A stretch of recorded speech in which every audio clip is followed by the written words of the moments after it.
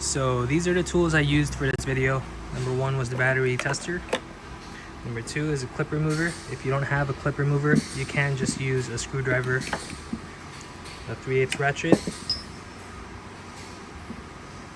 about maybe a 5-inch extension, an E10 socket, and a 10mm socket.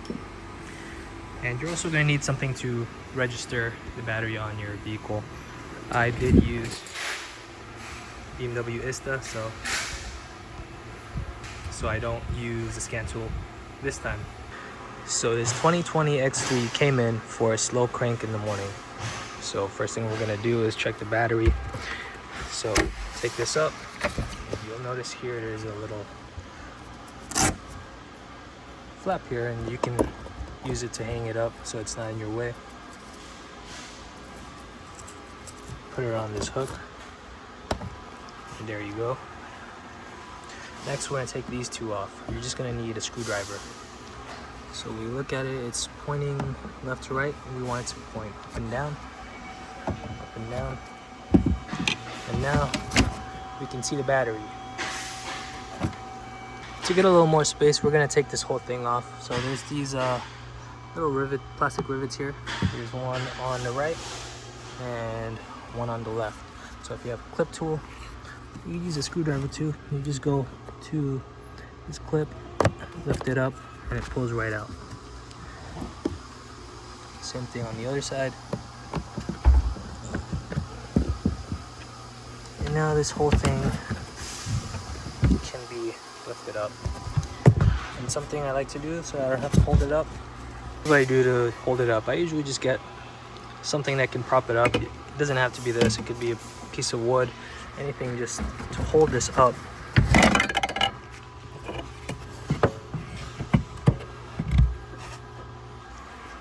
There you go. And I already tested this battery earlier. I'm just doing this for the video, so I'm going to do it again so you can see. I got this little battery tester here from Amazon. It's kind of a cheap one, but I do have BMW X3. That's what I use to diagnose it. But I'm just going to go ahead and use this for now, just so you can see how to do it without X3. You just need a battery tester or a multimeter if you know how to use one. So Topdon, I believe this is the Bt100. So now that we're hooked up, you can actually see the battery voltage is extremely low. It's at 12.15, so that means it's at least extremely discharged. It should be about 12.6. I'm gonna press enter, battery test, and this is an AGM battery. Press enter, and we're gonna go by CCA. And it's kind of hard to see on this video, but this battery is a 800 CCA battery.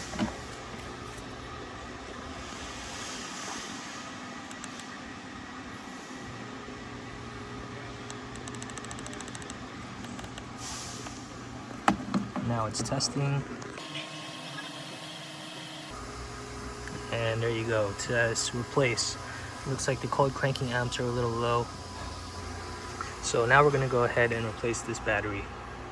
So get a 10mm socket and a 3/8 ratchet, and just loosen the terminals. I usually like to start with the negative. You don't have to take the nut off, you just have to loosen it until you can just move it out the way. Same thing on the other side, just loosen it a little bit until you can move it out the way. And now there's going to be some clips down here. One here and one here that we're going to have to take off. So if you have your clip tool, this makes it a lot easier.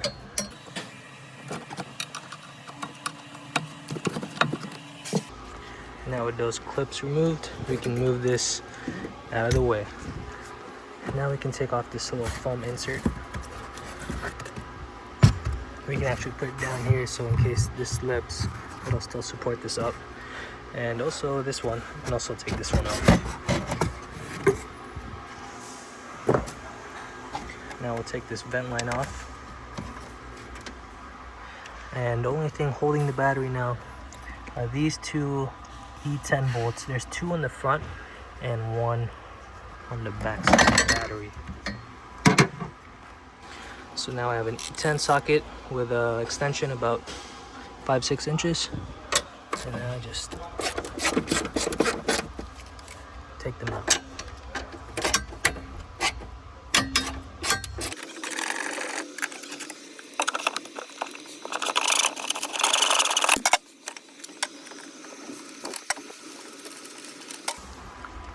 And now we'll push the battery forward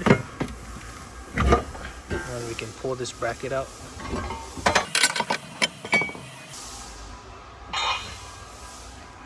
And you can actually see on here there's a stamp date. It says 25/21. So this battery was manufactured on the 25th week of 2021. So it's about 5 years old now. Usually batteries start to fail around 4 or 5 years. If this sticker isn't here, sometimes it's on the terminal too.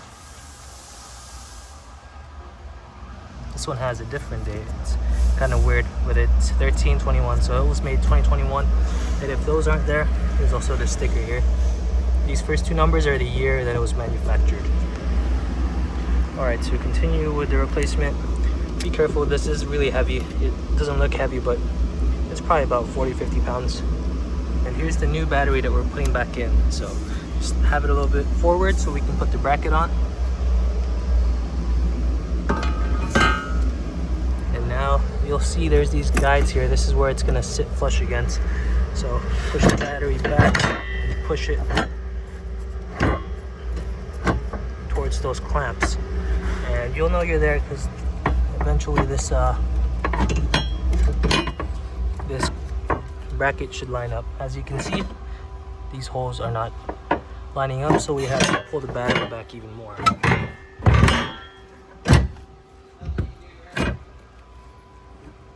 There you go. Now the holes are lined up. So put the bolts back.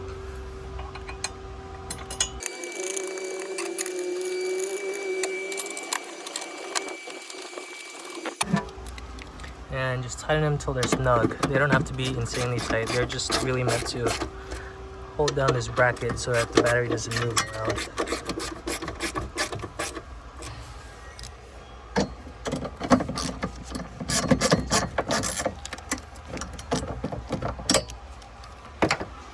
Okay, so now get your foam piece, the bigger foam piece, and we're gonna put it back.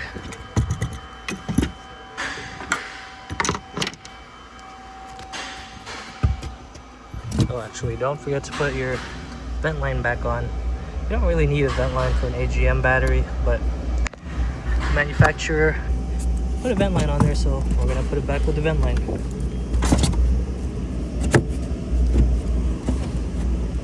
And now we can put the other foam piece back. We do all this before putting the terminals back on. Now we're gonna put the positive back on. And we're just gonna tighten it until it's snug. It doesn't have to be insanely tight. Just when it's at the point where if you move it by hand, the terminal doesn't spin around, that's tight enough. We're gonna put these clamps back on.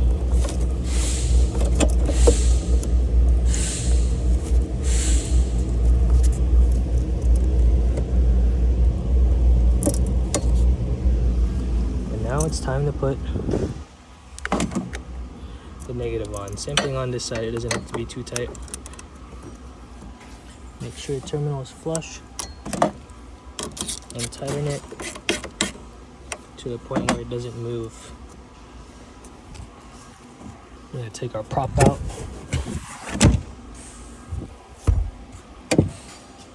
Put the plastic rivets back in.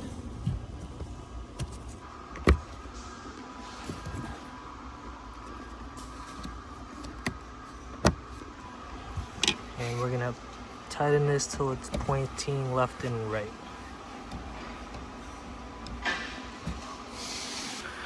So now I'm just charging the battery from the front terminals. The reason I'm charging it is because sometimes, even though you have a new battery, it may have been sitting on the shelf for a while. So I just like to charge them a little bit. And one way you can charge it is just by running the vehicle, drive it around for a little bit. And another reason why I'm charging it is because I have to register the battery still. If you have a scan tool, most scan tools are able to register the battery. I have access to BMW ISTA software, so that's what I'm going to be using to register this battery.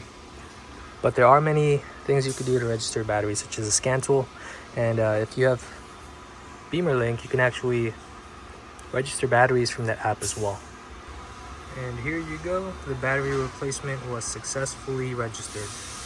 Sometimes you will have a steering angle sensor fault, and what you're going to want to do is just turn your steering wheel to the left, and then all the way to the left, and then all the way to the right, and that light should go away. So just an example, if you did have a steering fault, you would start your vehicle and then turn the steering wheel all the way to the left, hold it for maybe 2 seconds, and then turn it all the way to the right, hold it for about 2 seconds, and then go back to the middle.